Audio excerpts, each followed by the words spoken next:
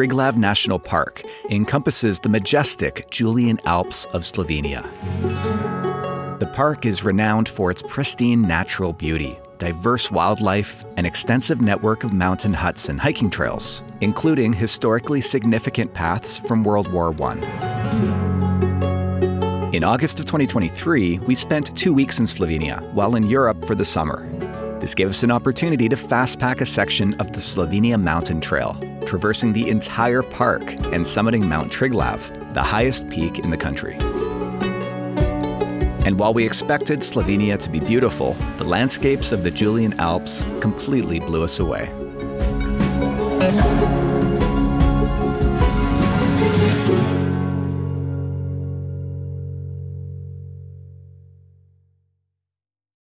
Slovenia is a country in Central Europe known for its stunning natural beauty, including the Julian Alps. The Slovenia Mountain Trail is a long-distance hiking route that stretches over 600 kilometers from the Alps to the Adriatic coast. The trail traverses Triglav National Park, Slovenia's only national park, which covers about 4% of its total area. Our plan was to do roughly 100 kilometers of the trail over 4 days, taking full advantage of several mountain huts along the way for our meals and shelter. We arrived in the capital, Ljubljana, after taking a bus from France a couple of days early so that we could explore the city before making our way to the park. Ljubljana, or Ljubljana to locals, is a beautiful and very livable city, where we definitely hope to spend more time in the future.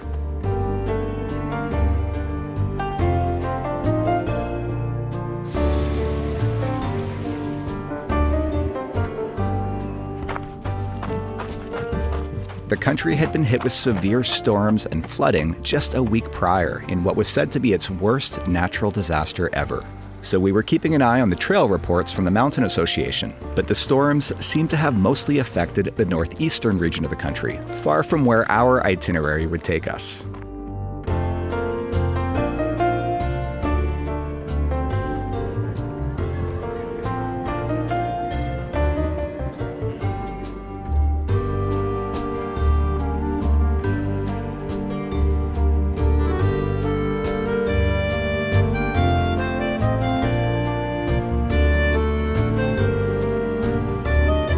After a few days in Ljubljana, we continued a few hours north to the iconic lakeside resort town of Bled, on the edge of Triglav National Park, where we'd stay for 2 nights so that we could prepare.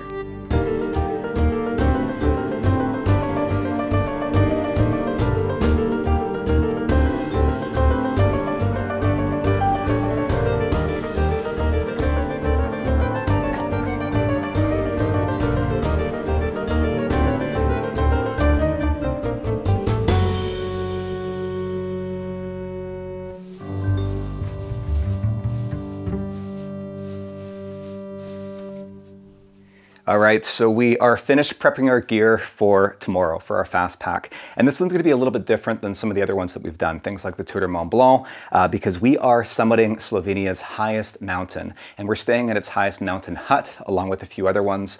So we need to be prepared for serious mountain weather. And also, we're just not really sure what to expect out there in terms of terrain. And so fortunately, Outdoor Vitals has equipped us for this adventure. We both have their puffy jackets, I've got their hard shell, and I'm also testing out their new 30-liter fast pack. And this will allow me to carry a little bit more gear, including our helmets that we're going to need for Triglav. And then Audrey can just carry the balance in her 12-liter pack. We'd also be carrying some camera gear, a variety of trail snacks, silk bed liners for use in the huts, and some other equipment for safety, including my Coros Vertix 2, which would prove extremely useful for navigation. We got our helmets, and now we just need pizza. Smells good.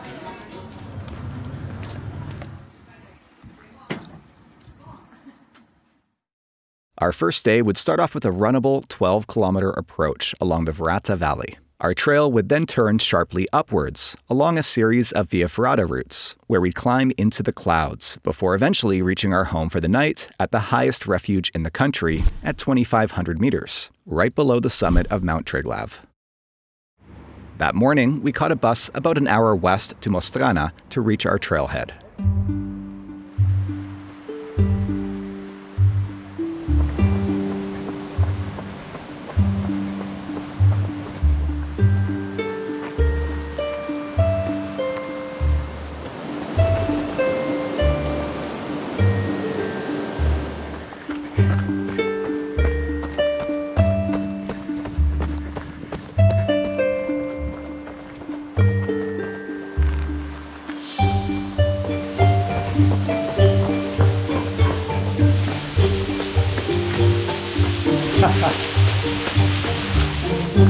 That was pretty cool.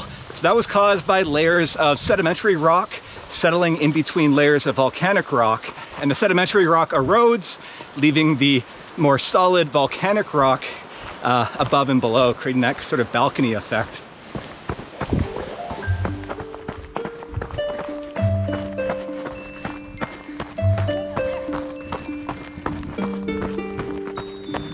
The Julian Alps were formed by the collision of the African and Eurasian tectonic plates.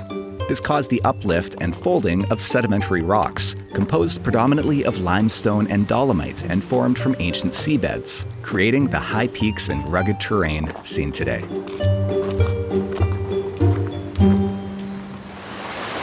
Oh, this water is so inviting. I'd love to go for a swim here. I think we're done with any running. Yeah, it's got technical in a hurry, eh? Yeah.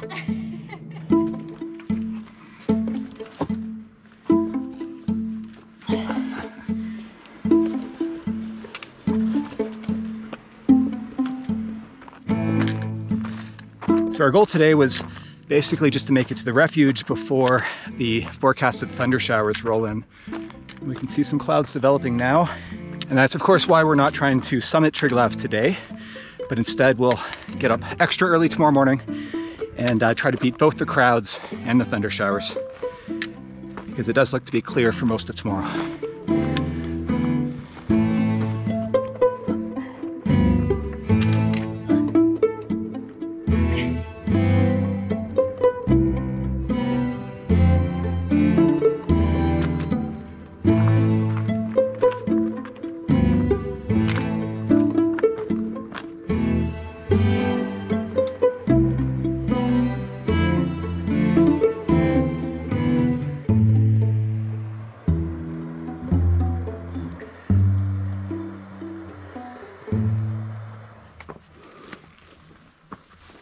There's a cable there.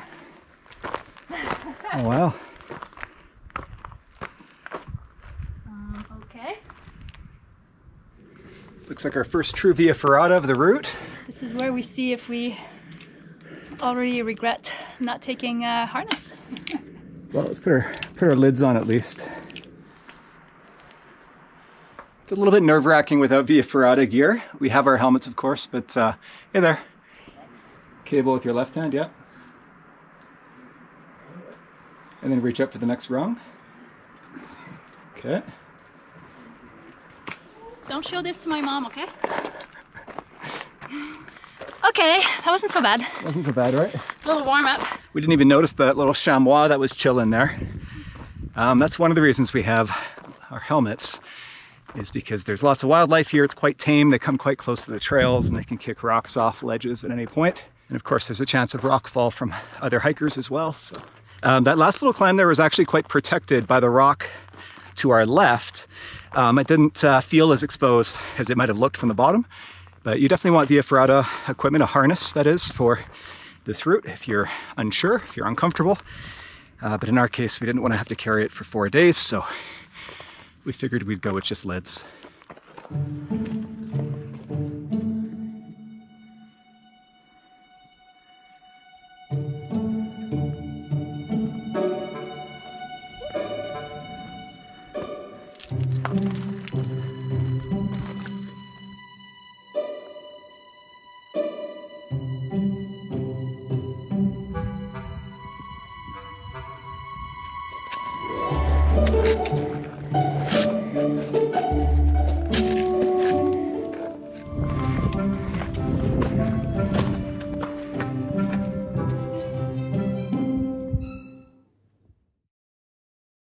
There was a slightly more direct route to our refuge heading that way, but we're going to take this route instead. It's a little bit longer and it goes by another hut. We're hoping to refill our water there, and also we just wanted to check it out.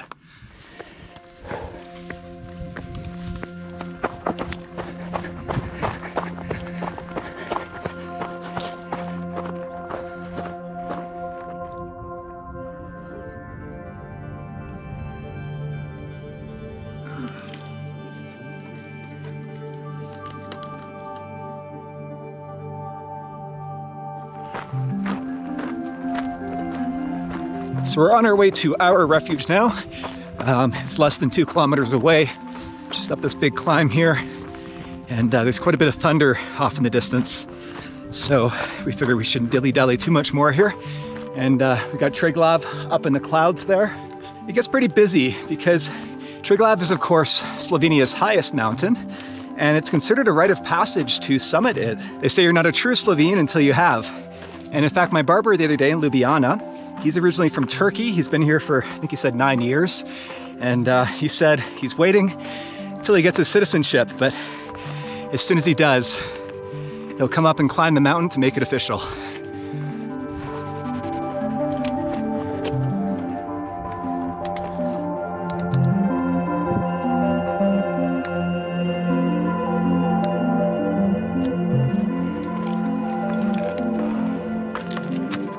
We've seen so many families with kids up here.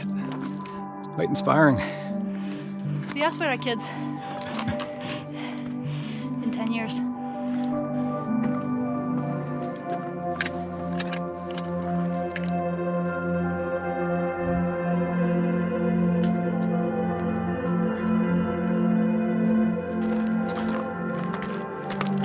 Into the abyss.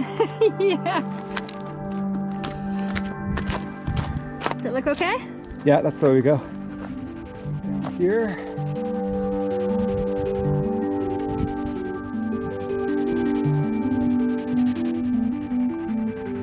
Having a watch with built-in navigation like this, with built-in maps, is so important. We can see here that we're supposed to be gaining the ridge just up here, and then our refuge should just be a little bit further along that ridge. We can see contour lines, you know, we can see creeks and trails, all sorts of things. It just helps us to move efficiently and confidently through this kind of terrain, even when the trails are barely visible.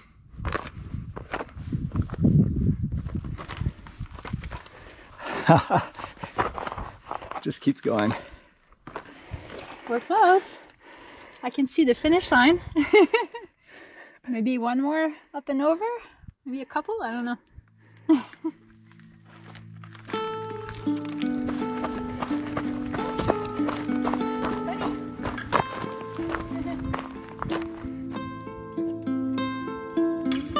There's a bunch more over there.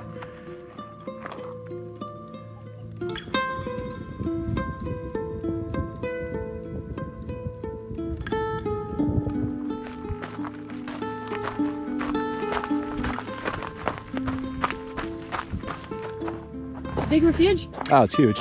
It sleeps 150 people, I think. And we got two of like 11 beds remaining. So it'll be a busy place tonight, I think.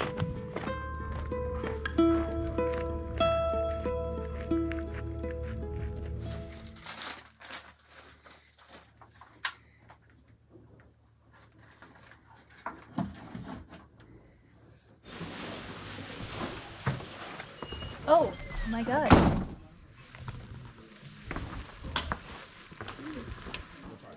All right, so we got checked in. Got a beer. And we got a few sprinkles, but the sun's come out now. We got our first unobstructed view of Triglav. It's tempting to go summit right now, actually. It feels so close. But no, we'll wait for the morning. Yeah. Just enjoy the view.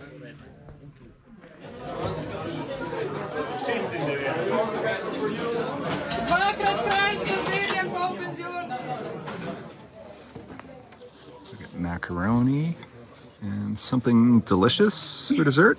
Some traditional Slovenian dessert, apparently. Dinner here is great. We had a choice between about 6 different options. Lots of soups and stews, or this macaroni or sausage. But it's good to have options. And then bread and dessert is fixed and included in our half board. And we noticed that dinner is much earlier here than it was last week, for example, in France or Italy, where you can't eat before 7. Here it starts at 4 p.m. and it ends at 7, so we just made it 6:45 dinner. It was a great day. And tomorrow we have our objective. Within reach right there.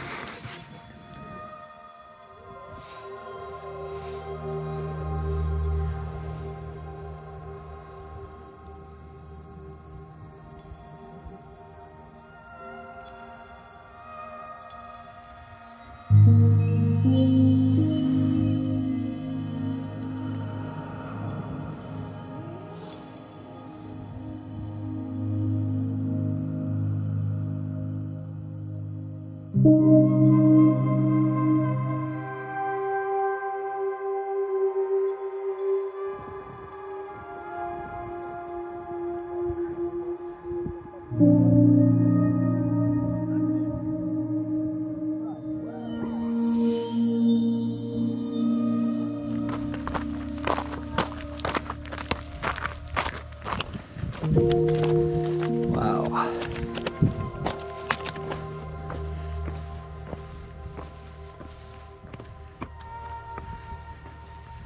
This is crazy.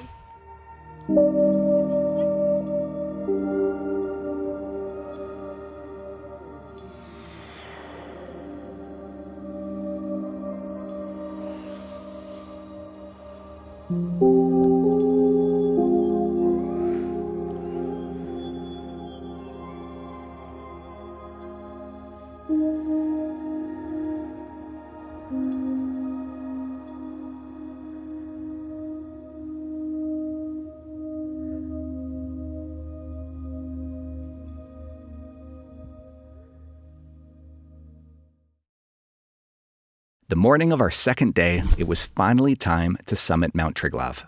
After down climbing a different route, we'd continue through alpine terrain, where we'd skip a section of the main trail that does a loop northwest, continuing through subalpine forest before reaching our refuge at the base of Kern Mountain.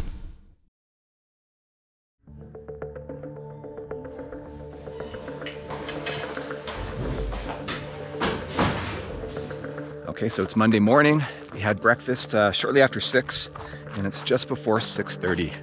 Hitting the trail for our summit of Mount Triglav.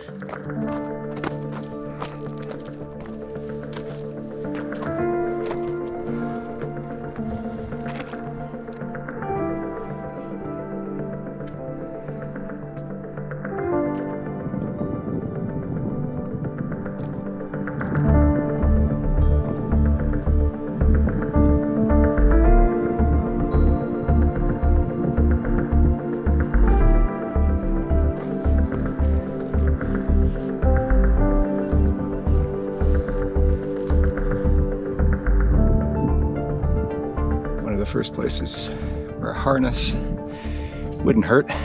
So 3 points of contact.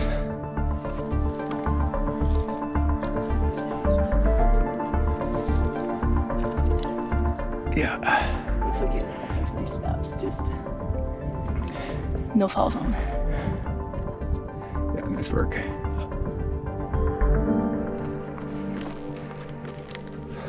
It's another refuge right there. That will be our way down after we reach the summit.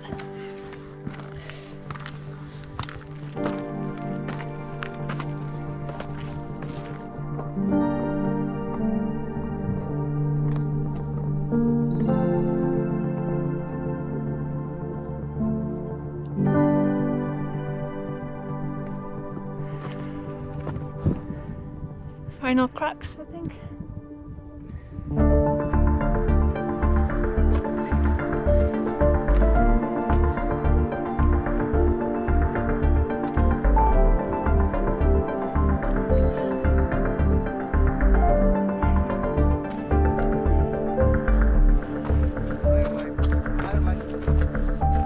When we reached the summit, we were greeted by a group of guys that I'd met at the refuge the evening before.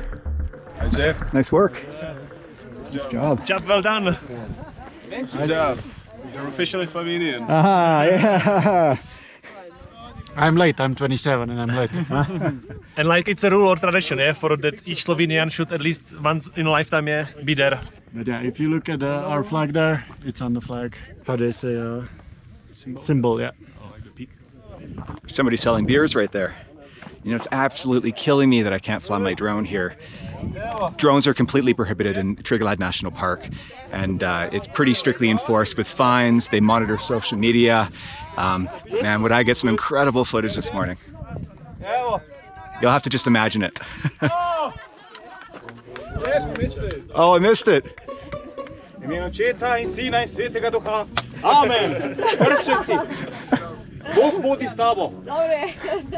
It's like baptism, it's a tradition that you have to be spanked on top of Triglav.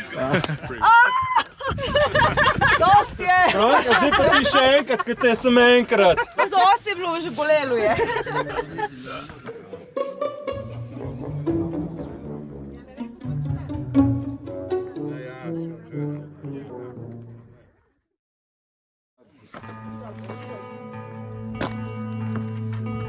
Now the hard part, the down climb.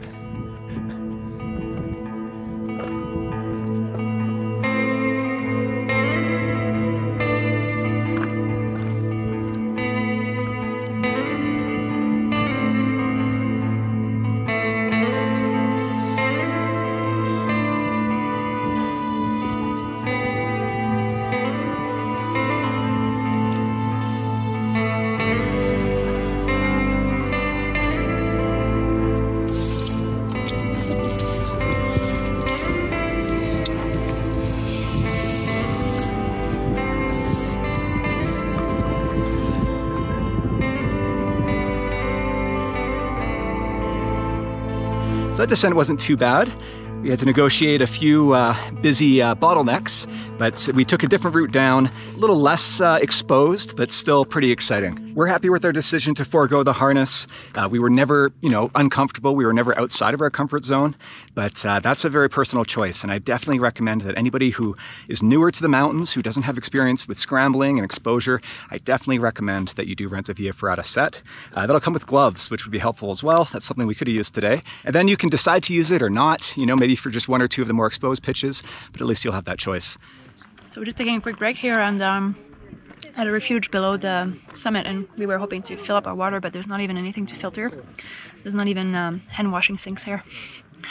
That's a downside, I guess, of the Julian Alps. There's no glaciers, there's no rivers, so they don't have water to pull from anywhere. So you just have to buy bottled water. We have a little bit left. I think we'll be good to continue on our descent, but we might have to buy some of the next refugio if they don't have anything. So I'm having coffee instead. Same thing, right? And I'm having a Coke. I figured if I'm gonna buy something in the bottle, it may as well have sugar and electrolytes in it.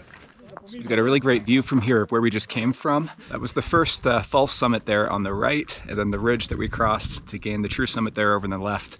You can see all the brightly colored helmets along the ridge there.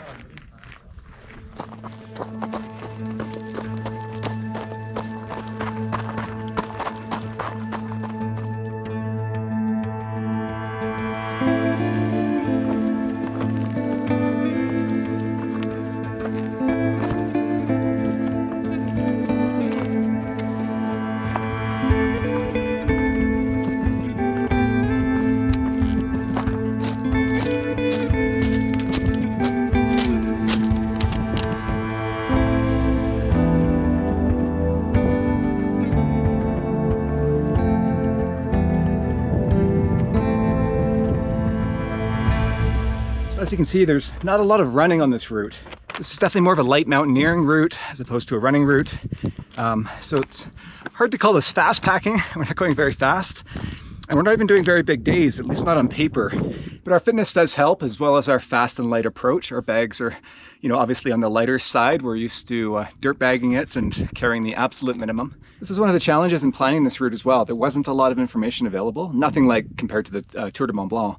And so we didn't know what the terrain would be like. So we sort of built in a margin of error. We tried to keep our days no more than 30 kilometers. We're glad we did, because this trail is definitely proving to be up there among the more technical through hikes I've done. It's beautiful, of course, but you can see with all these scrambles, all these Via Ferratas, it's pretty slow moving, and we're not moving much faster than a fit hiker would be by any means. And the entire route takes a good 3 to 4 weeks, and you can see why. It's a lot of this kind of stuff.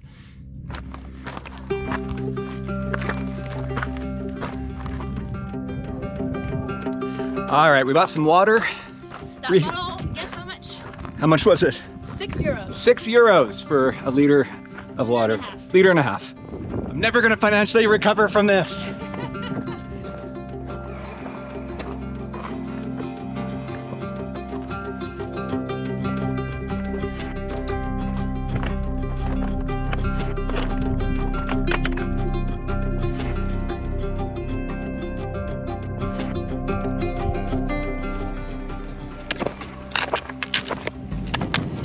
Here's some people. Just get caught up to the crowds who left earlier this morning.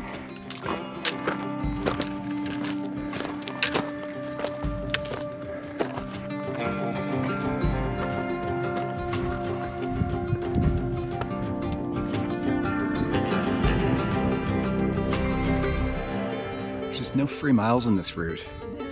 Just to get across there to our descent, we have to cross this plateau and there's nothing flat about it.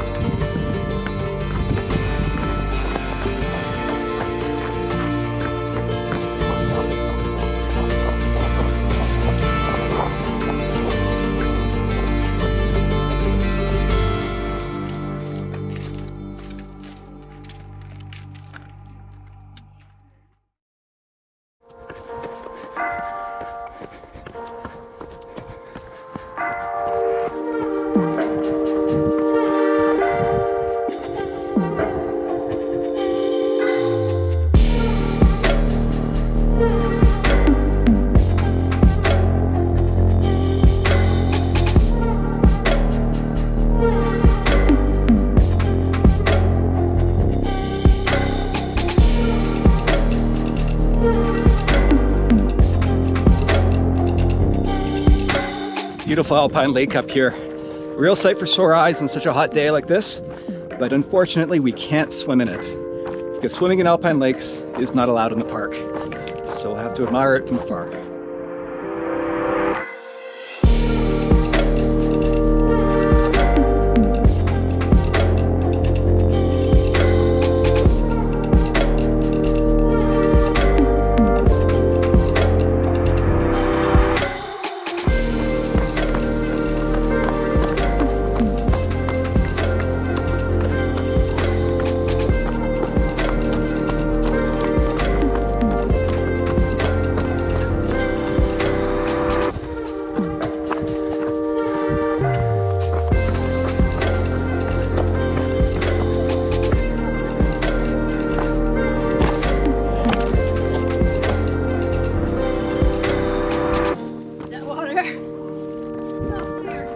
This one is really inviting. Well, we can at least filter some.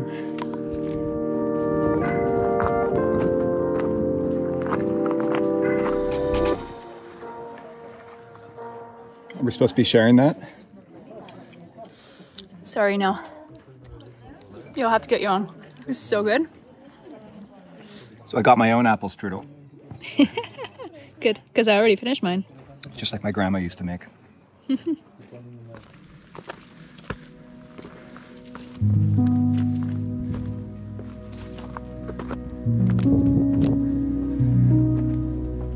So we're feeling a bit of pressure. It's 2:15. We have 13 kilometers with about 800 meters of climbing left. And we've got to be at a refuge by 5 for them to guarantee our reservation, or else we have to call them. I'm just not sure if we'll have service here. I think we'll just make it. I think we'll get there around, let's say 4:45. The last couple of kilometers haven't been very quick. I think as long as there isn't too much via ferrata on the final approach, we'll be okay.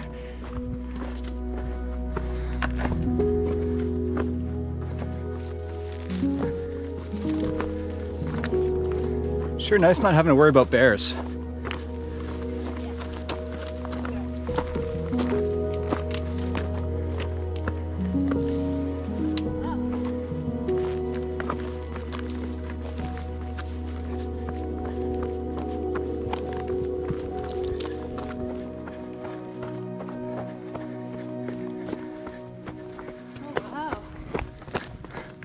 Looks like there's a refuge just about 5 minutes that way, but there's another one on our route in about 15 minutes or so. We can hopefully get some water. Our planned route took a big diversion there. We cut off a fairly big loop of mountainous terrain, including, I believe, Slovenia's second highest peak. We just weren't really sure what to expect on this fast pack, and I think the terrain is proving to be pretty technical, pretty slow going. We also weren't sure what condition the trails would be in. after all the rains, the big storm that came just over a week ago. A lot of wind, we expected potentially some blowdown and even some closed trails. But we still want to get a taste of the higher mountain stuff, so that's why we did include Triglav, of course, and we're going to summit Kern tomorrow. So that'll be our second big summit. But the rest of the route is a little bit lower in elevation, and what at least on paper seems to be hopefully more runnable as well, so we can cover a bit more ground. But maybe one day we'll come back and do the entire Slovenia mountain trail. But that'll of course take a lot more planning and research, and of course a lot more time.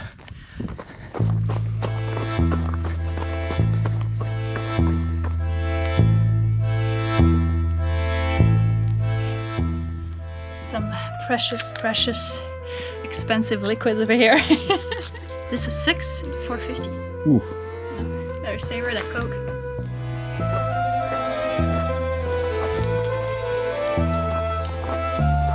Looks like our last climb up there.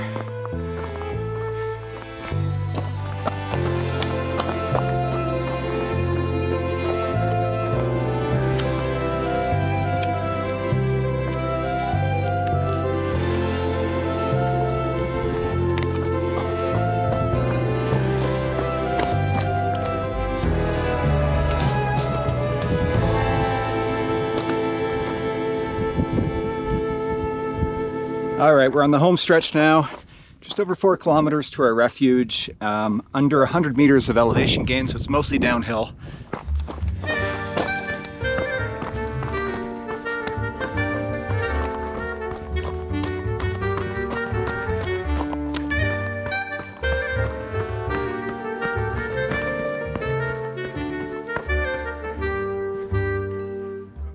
Well, we made it to our refuge here just a few minutes after 5. We got checked in, and we even sprung for showers for, I think it was €5 each. But dinner here is pretty early. By the time we sat down at 5:30 to eat, half the menu was already gone, so I'm glad we didn't wait much longer. So we're just sitting and enjoying a beer.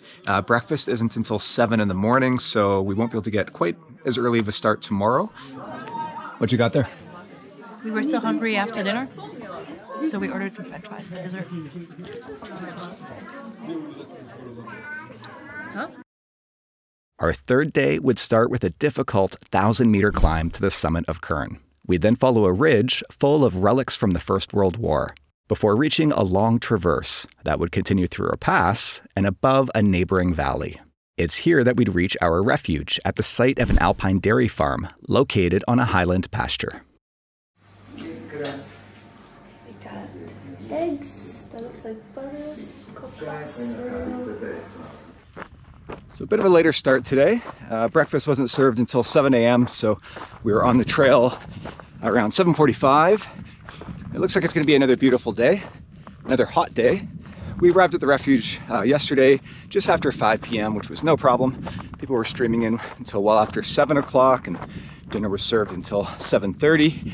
And there were actually showers as well for €5 each for 4 minutes. I think the water is being piped in from this lake here, just around the corner from the refuge. And that one was a little bit better equipped as well.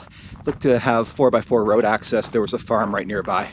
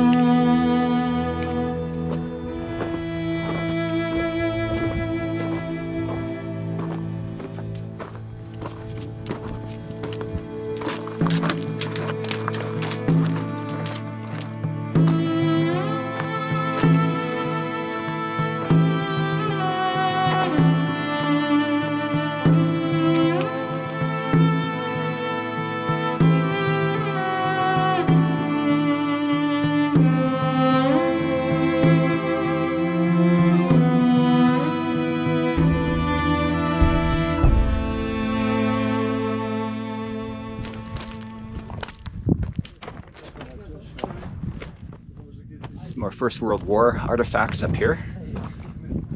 This looks like an artillery shell. So we're just on the final push here up to the summit of Kern. Looks to be just up here. And then I think we come back down to the saddle and climb up that other summit that looks to be about the exact same height. See some people going up the stairs there.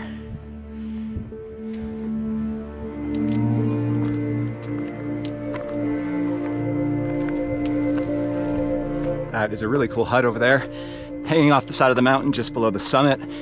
We were hoping actually originally to book that hut, but we weren't sure how long it would take us to get here.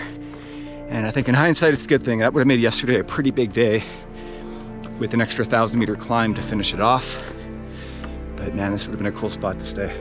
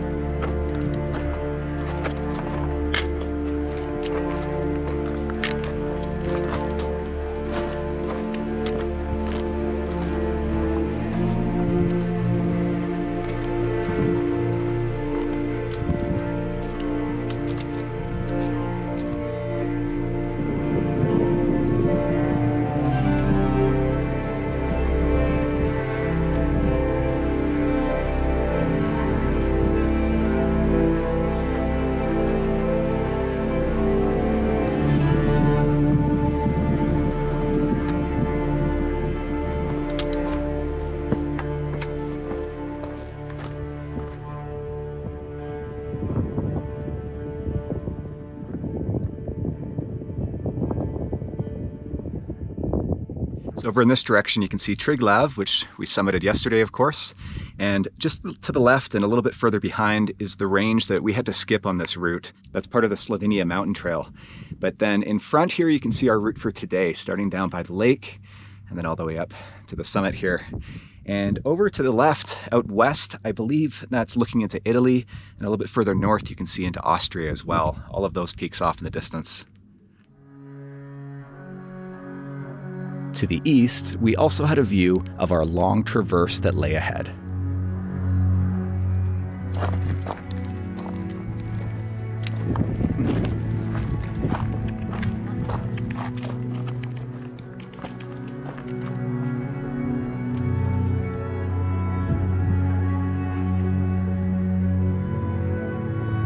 This is the remains from a gun carriage for an Italian howitzer, production year 1912. The Julian Alps formed a key part of the Italian front during World War I. Its high peaks and challenging conditions provided natural defenses and vantage points for both the Italian and Austro-Hungarian armies. This pass was obviously a strategic defensive position during the war. It's quite cool. The need to move troops, supplies, and equipment through the mountains led to the construction of extensive trail networks, many of which have been preserved and maintained for modern use. The Slovenia Mountain Trail in particular offers a unique opportunity to encounter various historic relics from the war, including bunkers, artillery shells, and abandoned tunnels and caves that were used as shelters and supply depots by soldiers. Let's go inside here.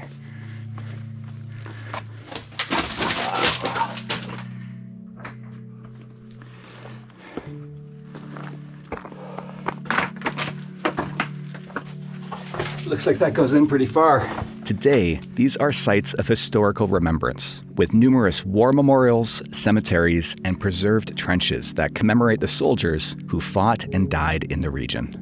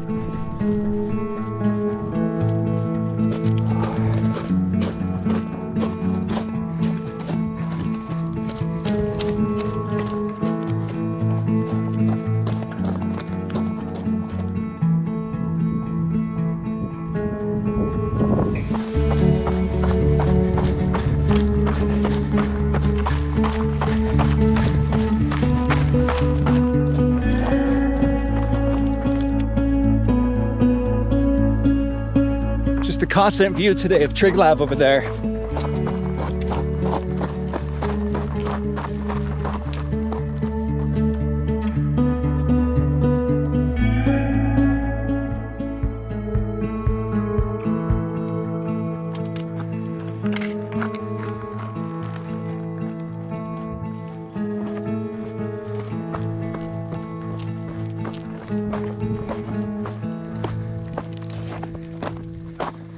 So we're about 5 kilometers away from the next refuge, and we're both down to less than 500 mil of water, so we're really trying to ration it. It's really, really warm. There's no breeze. There does appear to be at least one possible water source though along the way. It looks like there's a tap according to Fat Maps here, so we'll have to see if that's running. And so far, it's kind of been the most challenging part about this route is the lack of water sources, natural water sources to filter. I think I just expected there to be a few more creeks and things along the way, as there are in the French Alps, but without the glaciers here, you just don't get those in the summer. You know, glaciers are what provide year-round water supply. And there are creek beds everywhere and evidence of, you know, dried up tarns, just nothing's running. So you really have to rely on the refuges here, which, as you've seen, it's not cheap, you know, €6 for a bottle of water, not to mention all of that plastic, right? But that's really, I think, the biggest consideration. We've been filling up with 1.5 liters whenever we can, but I think if we weren't running and it was taking us longer in between refuges, you know, I could see needing closer to 2.5 liters for some of these longer stretches when it's really hot like this.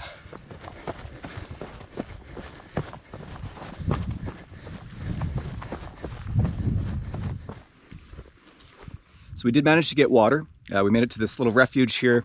It's closed down, although this was on Fat Maps that we've been using for navigation. It listed it as a possible water source, and it turns out there was a little tap here that was running. And actually about 1 kilometer back, we had come across a little spring as well. It was marked on the trail, just about a 60-meter bushwhack down a ravine to get to it, but that one was flowing nicely as well. And I double-checked, that one was actually listed on Gaia, not on Fat Maps, and it looks like we may have actually missed another one a couple hours back before we needed water, but in any case, this leg of the route appears to have some natural springs. So I don't know if it's because of the increased vegetation on this aspect. There doesn't seem to be any on Gaia listed for the other sections of the route that we've been on, but fortunately there are a few natural springs here, so you gotta keep an eye for those little signs that say Voda on the ground, and again here I think use Gaia over Fat Maps when it comes to navigation to look for those water sources. So now we've got one more climb, maybe 200 or 300 meters to that refuge that we're aiming for, and then maybe we can stop and get a Coke there as well.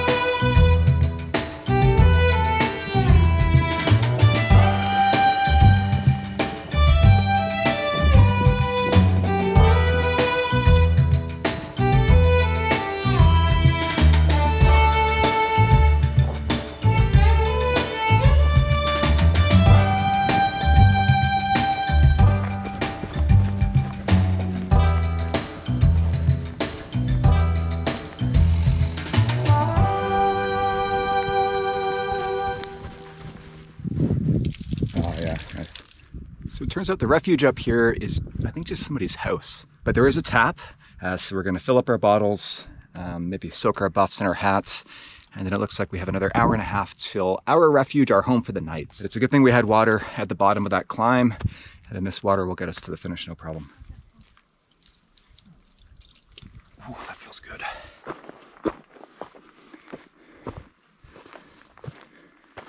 Oh wow.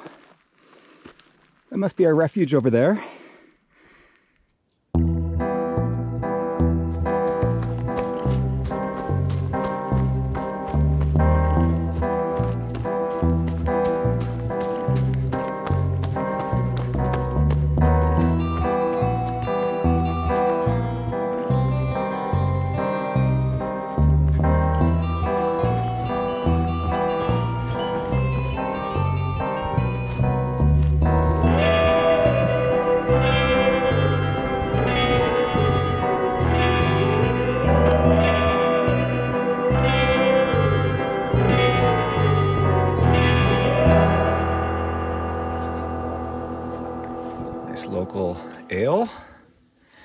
And of course, some apple strudel. Homemade apple strudel.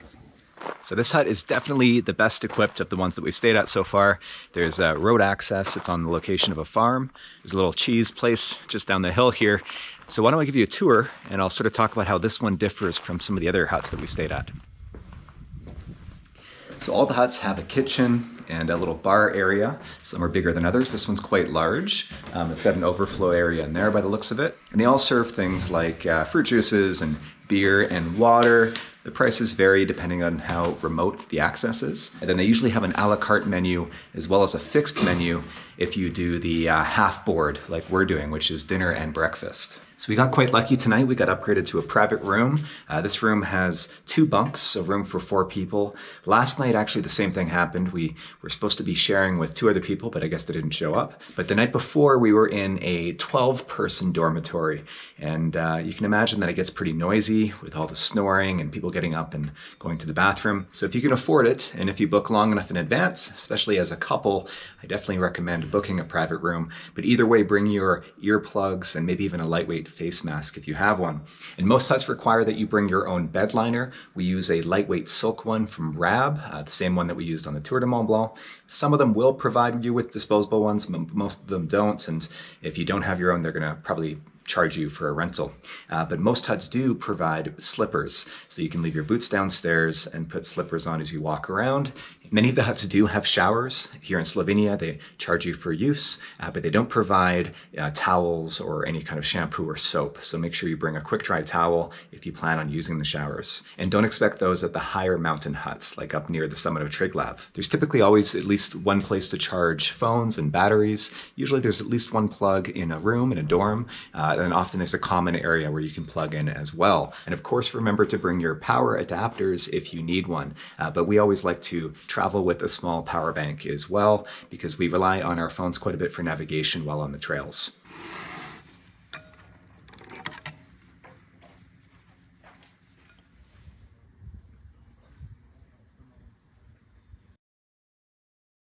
Our 4th and final day would start with a big climb, followed by a traverse across a technical ridge overlooking Bohinjsko Lake. After eventually reaching a refuge at the end of the ridge, we dropped down far to the valley below to the town of Bohinjska Bystrica, where we'd catch a bus back to our apartment in Bled.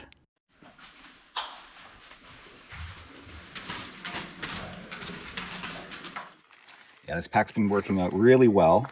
It's a 30-liter pack, although I'm probably filling it to about 25 liters. I prefer to have a pack that's a little bit bigger and fill it to maybe 75 or 80%. I always find it fits a bit better, rather than having a smaller pack that's, you know, overstuffed.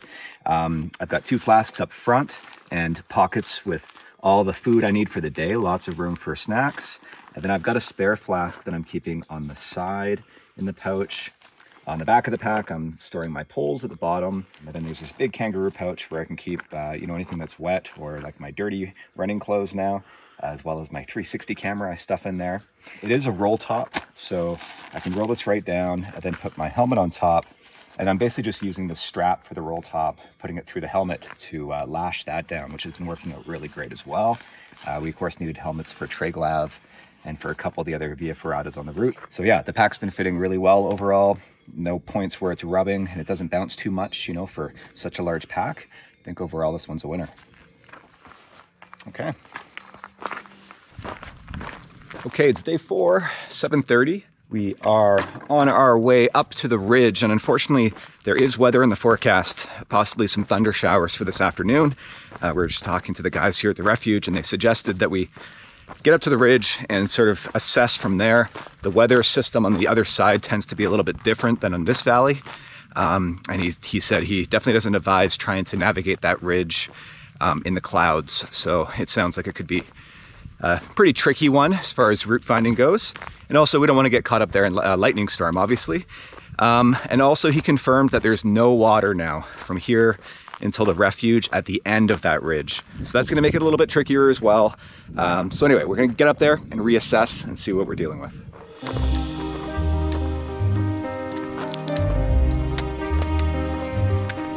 We never get more sleep than when doing a trail like this. Usually in bed by maybe 8:30, 9 at the latest, up at say 6 a.m. or 6:30, depending on what time breakfast is being served. You know, so we're getting upwards of 10 hours sleep a night. Hiking all day. It's a pretty healthy lifestyle.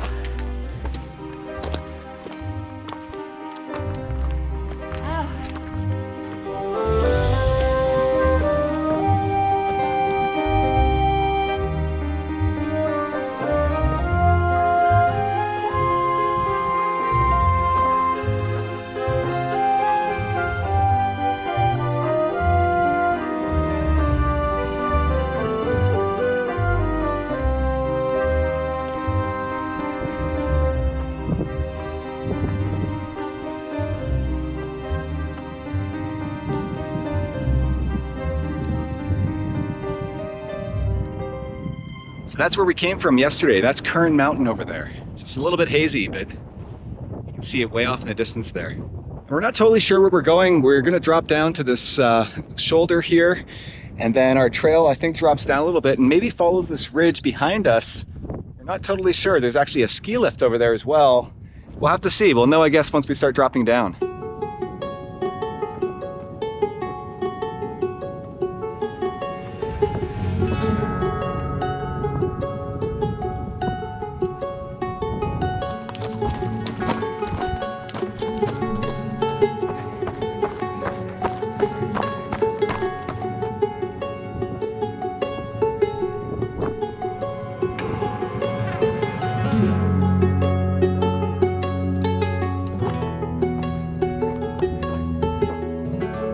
Ski lift just over here. Lots of day hikers who probably took the lift up, I'd imagine, and they're walking along the ridge here, but we're continuing on this way, up along that ridge.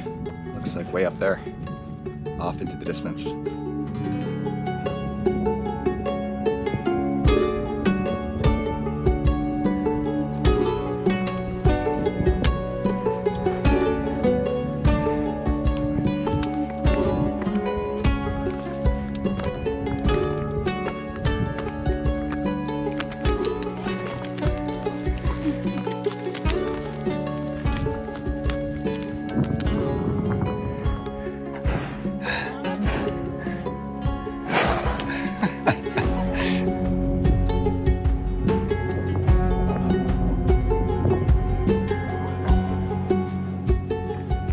So we reached our first bailout option up here on the ridge. We could go left there and drop straight down to the lake, but we're gonna keep going. The weather looks like it's holding for now anyway. We're down to about a liter of water each, about 2.5 hours in.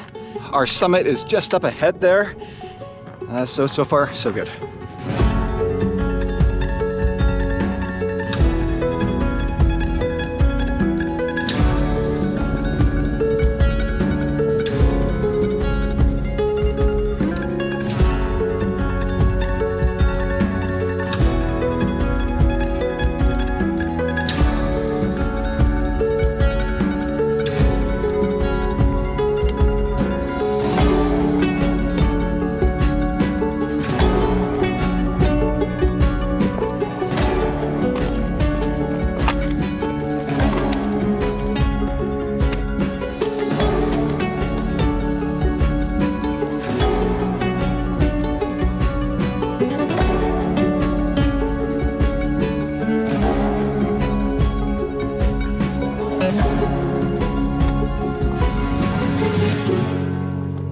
So you can see the lake down there and the town that we're going to drop down to just a little bit further to the right. And it looks like our ridge continues over here to the right side.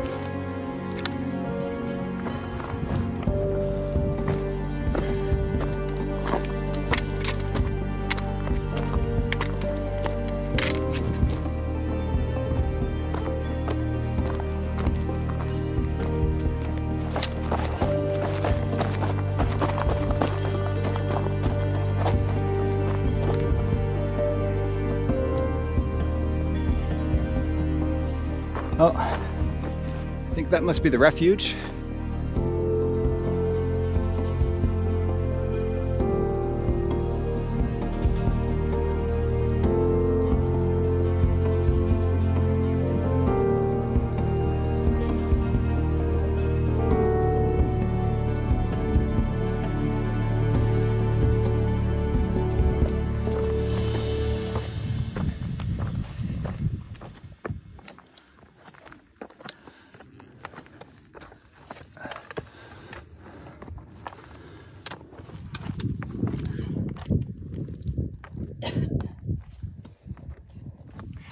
So we're just on the final climb here. You wouldn't want it to be easy. Then it's all downhill to the finish.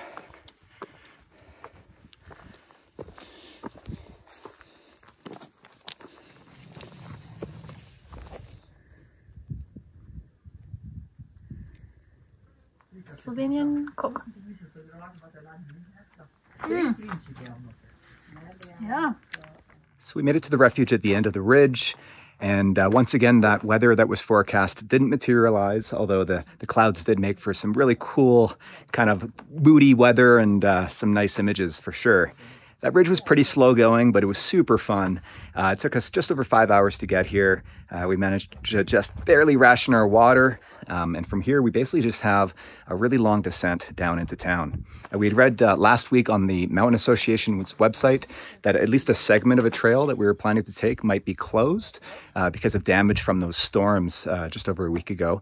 But we spoke to somebody at the refuge here, and as far as she knows, recent reports are that everything's open, so we should be able to take the trail that we mapped out as planned. So we're just relaxing with the Coke, refilling our water, and we're going to head down the hill down to the town for the end of our run. Have to go.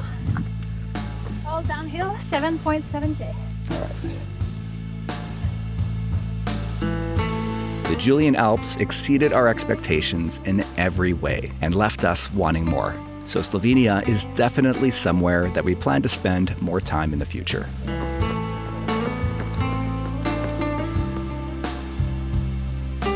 But our summer wasn't over yet, and our next adventure in the Pyrenees was just ahead.